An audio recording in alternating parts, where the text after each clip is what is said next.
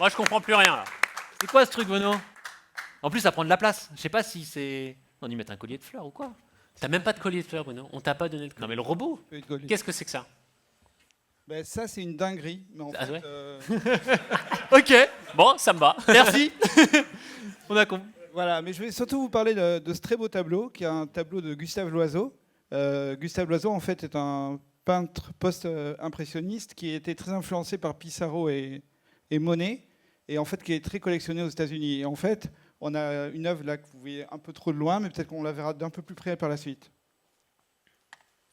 Ok, bah, Mais du coup, là, on va... pourquoi c'est là? Moi, je comprends plus. Pourquoi ça fout là? Il n'y a rien à voir. Qu'est-ce que c'est? Ben, en fait, il y a pas mal de choses dans le Web 3 et à raconter dans l'art. Donc, ce que je peux vous proposer tout de suite, c'est de faire un petit jeu pour tester vos connaissances. Ok, ça me Ok, ça va. va, parce qu'on parle Un petit d'art, jeu, là, vous êtes chaud?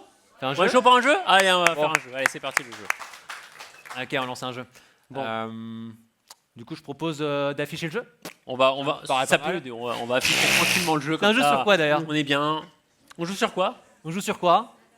On joue Ah. sur l'art, je crois. On joue sur l'art. On va jouer sur Ça, le thème de l'art. C'est Bruno ça, hein, Bruno? Hein, Bruno? Allez, Bruno, c'est parti. On va lancer. Ah, on s'inscrit, donc vous pouvez QR coder, mettre votre nom. Allez, ou un si petit vous voulez pseudo, comme participer vous à voulez. ce jeu, on QR code. Bon, il y a des petits lots à gagner, hein. Des petits lots sympathiques qui sont très utiles pour la plage, disons. Je crois qu'il y a une petite. Oh là, oh là là. Oh, il y a plein de gens. Il y a peu de musique aussi. Oui, il y a une je crois, petite musique aussi, je crois. Hein. Tout à fait, tout à fait. Oh bah dis donc. Musique. Oh là là. Ah, vous êtes tous chauds en fait là pour jouer. Ok. Il y a une petite musique. Oh, Flo, Marat. Ah, il y a Marat, je sais qui c'est Marat. Nico, Clyde. Ok, C'est quoi, on a- Du Wi-Fi, c'est Mouchoubat. Ah, c'est pas, ça a disparu. Le Wi-Fi. Mouchoubat. Ouais. Wi-Fi. Vas-y. M-U-X-U. Je crois que. B-A-T. M-U-X-U. B-A-T. Tiens, pousse-toi là. Ah, merci, voilà. Merci la régie. Ça veut dire bisous en basque. Ah bah oui, Mouchoubat. Mouchoubat, évidemment. Alors. Ah, bah dis donc, on est pas mal là. On est combien? 133. 135. On sait qu'il y a 300 places. Hein. Vous êtes même pas la moitié. Bon. Ça veut gagner des goûts. 140. Allez, ça se maintient, regarde. Je sens que la quête, Même pas. toute la journée, il y aura La du quête, j'espère que vous êtes chaud, Bounty. Bounty, partenaire de la quête. J'espère que vous êtes chaud. Ah bah c'est pas mal, 150 personnes, tu monde. penses Ok, pas ok. hein? Alors, il y a un nom Allez. chinois, ça va être 54. compliqué. Je sais. Bon, on laisse encore 5 secondes. 5. 3, 2, deux, 1. un. Bonne année. On lance. Allez. Allez, c'est parti. On lance. C'est parti. Ah, est-ce qu'on est prêt? Je vais essayer de faire le présentateur, mais c'est pas mon métier. Hein, donc, 2, 1. Ok. Let's go. Quel objet a été remporté au prix de 8 millions d'euros chez Sotheby's en février 2024? Est-ce que c'est les Demoiselles d'Avignon de Picasso, les sneakers de Michael Jordan, la Vénus de Milo ou l'autoportrait à l'oreille bandée et à la pipe de Van Gogh? Vous avez Là. 8 secondes. Oh, il y a plein de réponses, regarde. Et en fait, vous connaissez tous Ah, la ça pop, réponse. ça pop, ça pop. Ouais, ils connaissent pas. Ah oui, la vitesse de réponse compte. Plus vous répondez vite, la bonne réponse, plus vous gagnez des points. Voilà. Et pop, pop, pop, pop, pop. Et ce sont les sneakers de Michael Jordan. Et oui, en fait, les meilleurs rapports achat-vente aux enchères restent les sneakers bien au-delà de l'art, même si les œuvres d'art peuvent coûter encore beaucoup plus cher. Ok. Next. Bien joué c'est pour les 78%, vous êtes au C'est taquet. vrai. Bravo. Ah, Ben BTC. Ah, Benjamin Moget. Ok. Il est fier. Est-ce que tu vas garder ton score? Attention, t'es... Attention. Hein. Oh, il est loin devant quand même. Hein. Ouais, il est loin devant ça. Il a répondu vite. Selon vous, quel est le pourcentage de faux tableaux en circulation Ça, c'est en ce intéressant. moment même? 3%. Non, pas dans cette pièce. En ce moment. 3%, 5%, 12% ou 30%.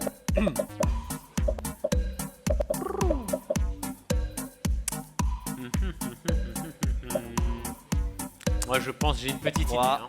2, J'ai ma petite idée, moi. 1. Ah, oh, pouf.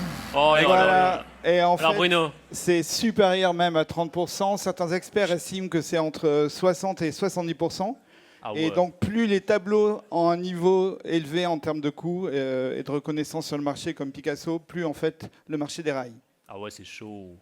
Ah bah, Ok, c'est ça. prêt pour la next question? C'est parti. Hop, Benjamin, il s'est fait rattraper. Frigom. Ah là là là là. Frigom, dont vous retrouverez le stand demain. Ok, quiz. Allez, next. Quel faussaire a arnaqué le maréchal du Reich Göring en lui vendant un faux Vermeer?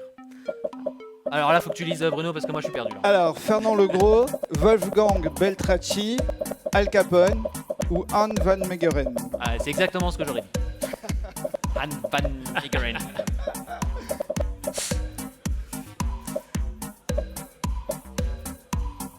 Al Capone. Alors, non, ça n'est pas Al Capone, qui donnait Yes. pas vraiment dans l'art.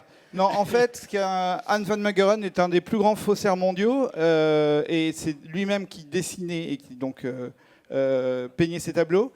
Et la petite particularité, c'est qu'en fait, pour avoir ce tableau, Göring en fait a dû échanger contre ce faussaire 130 vrais tableaux, parce que Vermeer c'est exceptionnel en termes de peinture. Bon, ça ne lui a pas coûté non plus très cher à Göring parce qu'il les avait volés à des musées hollandais pendant la guerre. Ok, super. Ok, next question. Attends, on va voir déjà. Oula, Bilou. Qui c'est Bilou? Bilout. Eh, Bilout. Il est là, Cyril de tout crypto. Ok, on continue. Quel artiste de street art émet ses propres certificats d'authenticité sous le nom de Pest Control? Ah, John, il a la réponse. Andy Warhol. Tu connais, Franck? Tu sais? John, il a la réponse, je suis sûr. Ok. Blake Lara ou Keith Haring?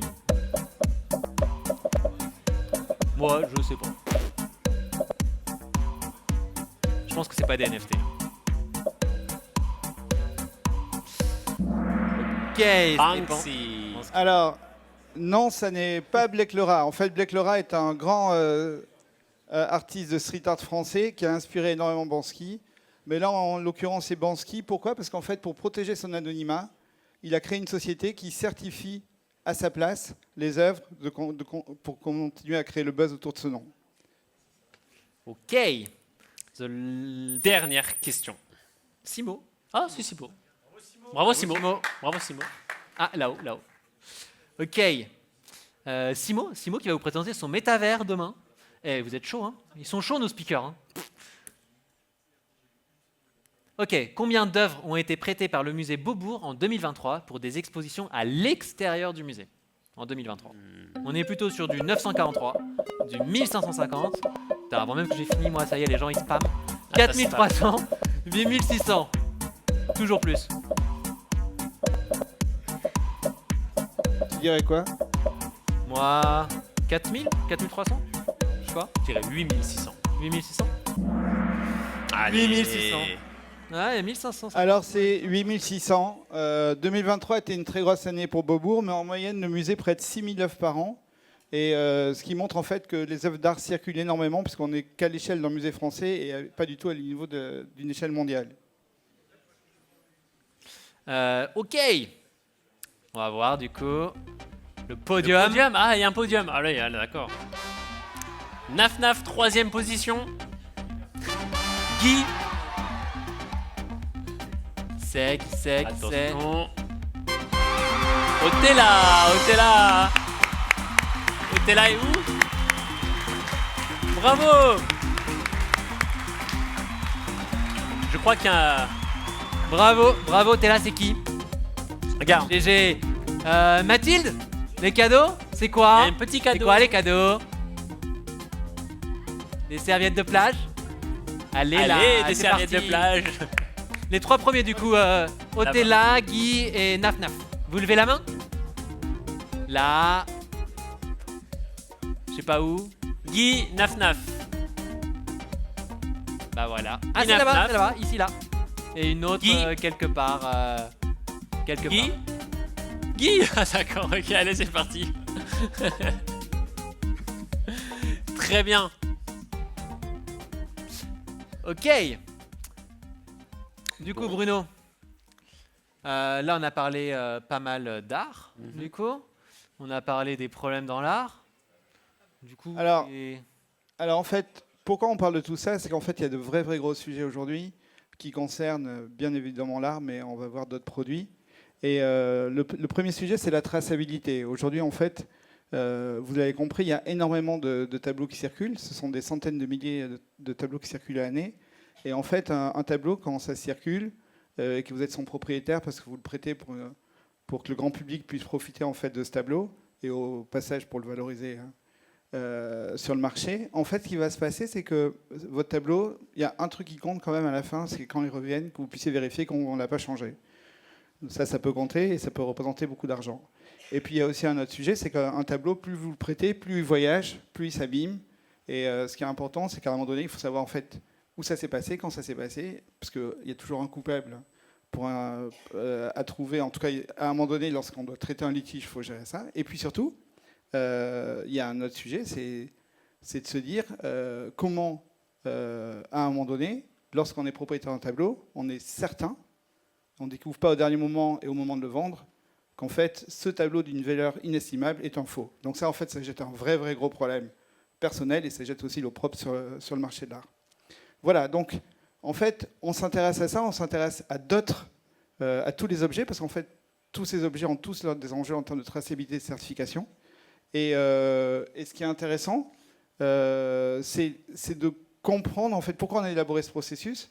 Et ce procédé, c'est de se demander en fait comment on pouvait en fait améliorer cette traçabilité, parce qu'en fait, il y a plein de choses qui existent. C'est vrai, aujourd'hui, on a déjà vu des salons tech, on a vu des PC RFID pour suivre des objets. Pour suivre un objet physique, C'est de ça. façon digitale. On a vu des QR codes. QR code, c'est ça. On a vu aussi des puces NFC. Ouais, Et en ça- fait, à c'est quoi chaque ces fois, problèmes on trouve des solutions de marquage intelligentes qui pouvaient être très pertinentes. Mais en fait, ce qu'on trace, c'est le marquage. Et le marquage, ça pose deux problèmes. C'est que parfois, on ne peut pas marquer. Et puis le marquage, ça s'enlève. C'est ça. Donc une fois qu'on a enlevé la puce, on ne peut plus vraiment tracer l'objet. Donc l'idée, c'est de se dire, à un moment donné, la seule solution, c'est de créer en fait un lien inaliénable entre un objet physique et son certificat numérique. Et en fait, cet objet, c'est le jumeau numérique parfait. Donc c'est ce qu'on est en train de faire là. Là, voilà, aujourd'hui, du en coup, fait, c'est ça. Donc là, en fait, à gauche, on est en train de voir une photo haute définition, c'est ça, du tableau? Parce que C'est- le tableau, il est assez petit, là. Là, on a un tableau de 40 par 60 en fait. Et ce que vous voyez, en fait, c'est le tableau a été divisé en toutes petites parties. Et en fait, chaque photo que vous voyez, vous la voyez ici zoomée. Et ce qui va se passer en fait, c'est que si on imprimait en fait cette photo, donc qui fait 40-60, ce tableau en 40-60, si on l'imprime en fait, il va faire l'équivalent de 5 terrains de football. 5 terrains de football. Donc en fait, ça veut dire qu'on va pouvoir zoomer dedans, on va pouvoir beaucoup de choses, et donc à un moment donné, on va avoir une autre matière pour certifier que le simple vue comme ça physique d'un tableau. Donc Ok, là, bon. ce qu'on voit en live ici, c'est vraiment ce qui est en train de capturer le robot, c'est ça hein. C'est exactement ça. Parce que là, on le voit, il prend des photos depuis tout à l'heure. En fait, il les prend par parcelle, si je comprends bien, en très haute définition. Et l'idée, c'est d'en faire quelque chose d'inaliénable de ça. C'est ça, ouais. Bon, alors, du coup, là, c'est le tableau qui est là.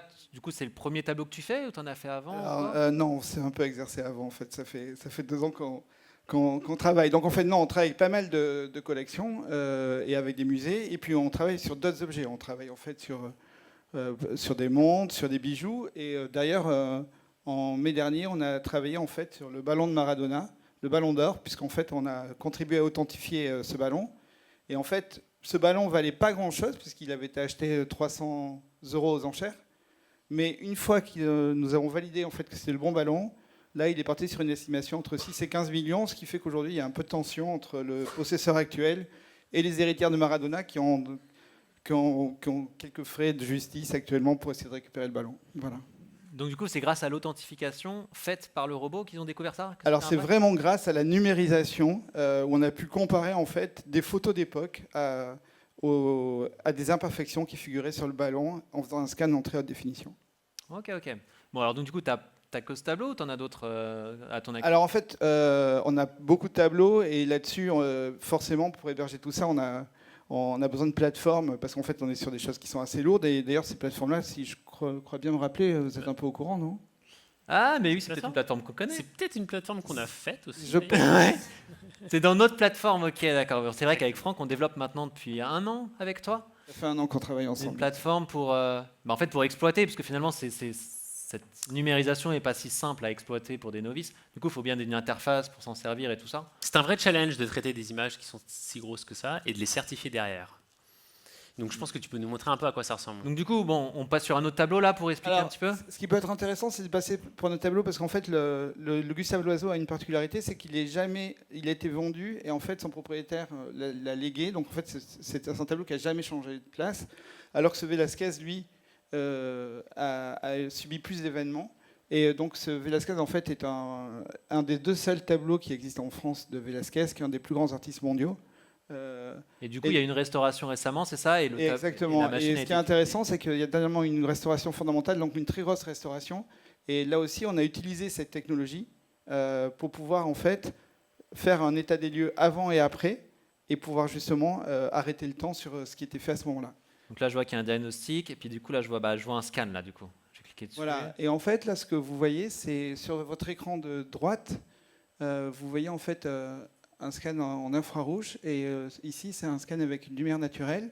Et quand vous voyez, quand on grossit, on se rend compte en fait dans le scan qui est là, on se rend compte en fait des taches blanches qu'il y a dans la pupille ou sous l'œil.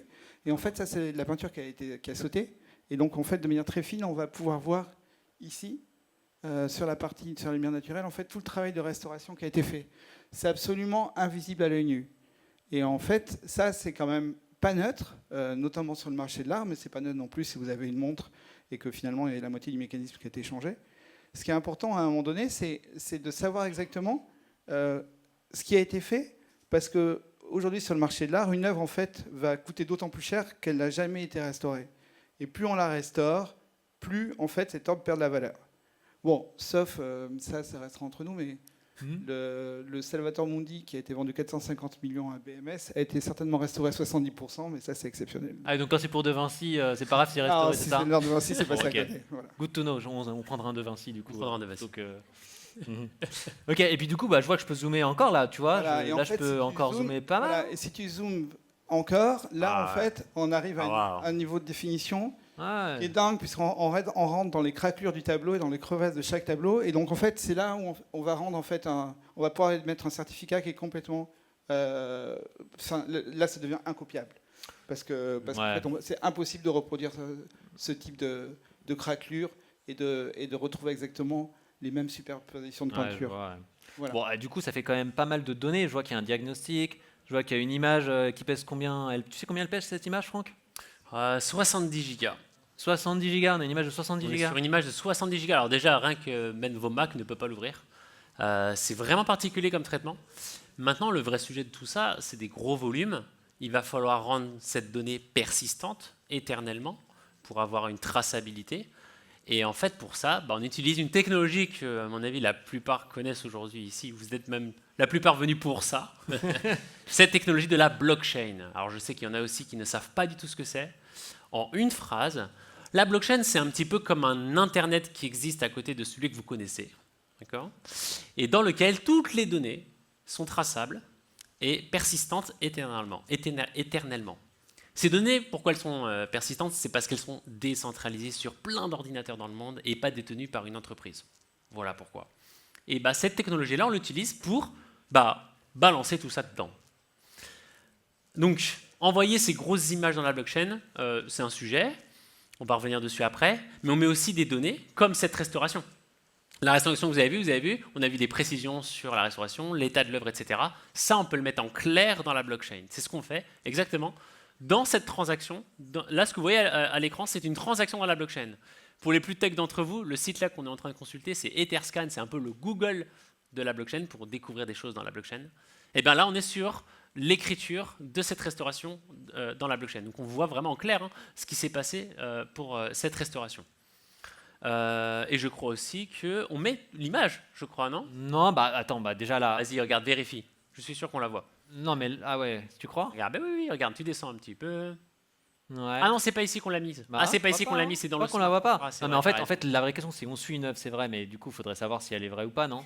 Exactement. En fait, comme on peut maintenant tracer des événements d'une œuvre, on peut aussi en créer un certificat numérique qui est persistant pour cette œuvre-là et qu'on peut vérifier. Pour ça, on a créé un smart contract. Un smart contract, c'est un contrat dans la blockchain.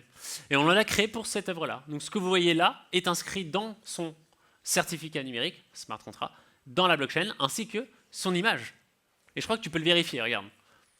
Clique sur données sur la blockchain. Voilà. Donc c'est vrai que là, je vois pas mal de choses. Du coup, ça, c'est le contrat qui est sur la blockchain. Tout le monde y a accès, personne ne peut y toucher, il est inaltérable. Ok. Donc là, je vois qu'il y a l'artwork, quand est-ce qu'il a été fait. Ok, je vois l'auteur, je vois les dimensions. Je vois pas d'image, peut-être. Ouais, pas regarde là, ça, regarde. Là, tu Pas prends le ça. premier, parce qu'il y en a eu un, vas-y, du coup, tu mets 0, comme ça, c'est le premier Ouais. qu'on a mis. Ça commence à 0 dans l'informatique. Il y a Voilà, marqué- regarde, elle est là, l'image. Regarde, elle s'affiche. Ça là Ah oui, c'est C'est bon. marqué H. Là, il y a marqué H. Oui, mais regarde, il y a une image là, non? Ça, c'est une image? Bah oui. Bah, ah ouais. En fait, je vous ai un peu menti tout à l'heure. Évidemment qu'on va pas mettre 70 gigas dans la blockchain. Déjà, ça n'a pas de sens. Écologiquement, c'est désastreux. Donc, ce qu'on va faire plutôt, c'est qu'on va prendre cette image et en faire une empreinte digitale. Une empreinte d'une image, en fait, c'est sa représentation numérique, digitale, avec des chiffres et des lettres. En fait, c'est un hash qu'on fait, pour les plus techniques d'entre vous. Donc, on prend une image, on la hache dans une moulinette, et on en ressort cette série de chiffres et de lettres. Ce qui est intéressant avec ce truc, c'est qu'en fait, l'image est directement liée à cette chaîne de caractères, parce que si vous changez un tout petit pixel de cette image-là, une petite craquelure, même invisible à l'œil nu, cette chaîne de caractères sera totalement différente. Donc on peut être sûr que lorsqu'on arrive à retrouver cette chaîne de caractères, on est en face du bon tableau. Et ça, c'est assez puissant, parce que du coup, on arrive à avoir une preuve de provenance, une vérification, pour être sûr que ce qu'on est en train de scanner là est bien ce dont on parle dans la blockchain. Donc ça, Ok, c'est vraiment c'est-à-dire sympa. que dans le contrat on-chain dont tout le monde a accès, Ouais, on a accès en clair juste en lisant toutes les données qui sont là, c'est ça? c'est ça. Et d'ailleurs, il y a l'ima- des données que tu ne vois pas car elles sont encryptées. Par exemple, le nom du propriétaire, c'est un peu sensible comme donnée. Ouais. Du coup, on l'encrypte aussi, mais on en met une trace dans la blockchain. Donc on peut vérifier que si vous avez la donnée confidentielle, qu'elle est bien dans la blockchain. Donc Voilà. on met les données en clair qui ne sont pas sensibles ça. et au contraire qu'il faut qu'elles soient accessibles par tout le monde. Exactement. Et celles qui sont sensibles, on les met dans la blockchain, mais on les sécurise. Et autre chose encore, et Ouais. c'est là que c'est encore plus puissant, c'est que, vous savez, habituellement, les gens qui écrivent des choses dans la blockchain, ça là, c'est un humain normalement, donc c'est des gens comme vous et moi. Donc l'humain est corrompable, on peut encore corrompre cette personne pour mettre des mauvaises informations au moment de l'écriture. Et bien là, nous, on a été radical sur ça, c'est que ce robot-là, au moment où il scanne, il balance tout dans la blockchain tout de suite. Il n'y a pas d'intervention humaine. C'est pour ça qu'il est automatique, vous avez vu, c'est un bras robotisé qui scanne lui-même toute l'œuvre comme ça. Et à chaque scan, il balance l'empreinte dans la blockchain. Donc on a une décentralisation et très compliqué du coup de falsifier ça. On sécurise un peu le milieu de l'art du coup. Complètement. Tiens, d'ailleurs, je crois que le robot il a fini là de. Ah, je pense qu'il est fini. Ah, mais alors attendez. Tiens. Ouais, je peux aussi. Ah oui, il est arrivé là, regarde sur l'iPad. Tiens, regarde. Bah, tu Ah, il est arrivé sur la Ouais, il est arrivé. peux- C'est beau la technologie Voilà. quand même. Hein. C'est pas mal, ouais. Tiens, regarde, je pense qu'on peut l'afficher. Là, par exemple, on peut grossir. Attends, 2 petites secondes, on va voir si... tac, voilà. Ouais, c'est beau, mais Et il voilà. y a des limites quand même. Tu sais, hein, c'est la tech. Hein. Voilà, c'est ça. Si on peut regarder un petit film. On peut regarder un petit film. Ça C'est y est, ce soir, voilà. le film. C'est ce Allez, soir. hop, c'est ce soir le film. À la Chaka Night, on vous a prévu un petit cinéma en plein air. Alors, quel est le résultat de ce scan? Vous voyez, donc en fait, on peut vraiment grossir. Et ce qui est intéressant d'ailleurs, c'est qu'on va avoir une complexité et une palette de couleurs qui est absolument invisible lorsqu'on voit le travail qui est fait là. Et c'est là qu'on se rend compte qu'on a affaire aussi à un grand artiste. C'est vrai qu'en voyant le tableau là tout petit, moi je le trouvais assez terne. Et quand j'ai vu l'animation finale, j'ai vu une explosion de couleurs qui était quand même assez impressionnante, quoi. Je crois que tu peux zoomer, surtout dans l'eau, t'as vu, on voit du vert et tout. Ouais. On voit pas du tout. D'ailleurs, on tu voit pas. le mettras à ton stand, je crois. Hein. Ouais, on va le mettre sur notre stand. Ok. Parce que du coup, ça peut servir pour faire de la certification, de la numérisation, tout ça. Mais ça peut. Alors en fait, on a parlé essentiellement de blockchain, donc de traçabilité et de certification, mais en fait, il y a tous les contenus immersifs qu'on développe aujourd'hui, justement pour vivre de nouvelles expériences, notamment pour ramener des gens dans les musées ou pour créer ou pour montrer en fait la peinture autrement ou montrer toutes les zones cachées. Et en fait, on a un stand donc sur lequel on peut vous accueillir demain bien volontiers, où vous aurez en fait un écran tactile géant où vous pourrez vous-même en fait zoomer sur la peinture, un écran en fait 3D où vous allez voir des choses en 3 dimensions comme la palette de Van Gogh ou des choses qui sont assez puissantes comme une montre ou autre. Et puis il y aura aussi le dernier casque de verre, le casque d'Apple, le Visio Pro qui sera en test aussi. Et là vous verrez qu'on est on est sur une vraie révolution parce que utiliser ce type de casque, ça modifie structurellement même notre rapport à l'ordinateur. Ouais, donc on peut Voilà, interagir. donc vous êtes les bienvenus demain. Je crois qu'il y a l'Apple Vision Pro qui est disponible à ce stand, Ouais. ceux qui veulent l'essayer aussi. Donc il est en plein centre de l'événement. Hein. Je sens que là, j'ai réveillé des gens, là. Apple Vision Pro. C'est ça. Et puis je crois que aussi, du coup, c'est vrai que c'est vachement intéressant de travailler avec toi, du coup, parce que ce qu'on fait là sur la sécurité, certification, tout ça, à un moment, moi, ça m'a un peu, je sais pas, ça m'a un peu ouvert l'esprit de voir qu'on pouvait faire des expériences vraiment stylées dans le milieu de l'art, c'est vrai, mais ça, c'est une montre. Hein. Donc, Ça, c'est une montre qui fait 3 mm. et d'ailleurs, vous pourrez la voir en 3D au stand. Il y a un écran 3D, pas besoin de lunettes, et vous la voyez, vous rentrez dedans et tout. Et là, j'ai fait, ah ouais, en fait, c'est stylé, quoi. Évidemment, on s'en sert aussi dans la blockchain et tout, mais ne serait-ce que pour des expériences, je trouve ça vraiment, ça ouvre les chakras, quoi. Je trouve ça cool. C'est ça. Et merci Merci Bruno. beaucoup, on vous attend demain.